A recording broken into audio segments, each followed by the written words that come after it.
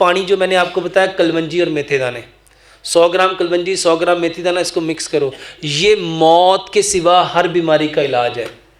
मौत के सिवा, जिस बंदे को शुगर है ना, यकीन जानिए, मैं कोई दावा नहीं कर रहा, मैं अल्लाह के तवक्कल यकीन भरोसे से कह रहा हूँ, 3 महीने ये 3 चीज़ें, ये मैदे का इलाज भी है, ये जोड़ों का इलाज भी है, ये जिगर का इलाज भी है, ये गुर्दों का इलाज भी है, ये जितने लोगों को औलाद नहीं होती, जो कहते हैं ना मर्द हो गए, ये उनका इलाज भी है।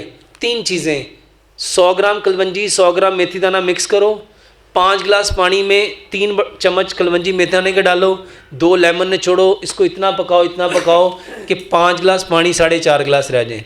1.5 गिलास सुबह, 1.5 दोपहर, 1.5 शाम। ये पानी हर खाने से आधा घंटा पहले पियो।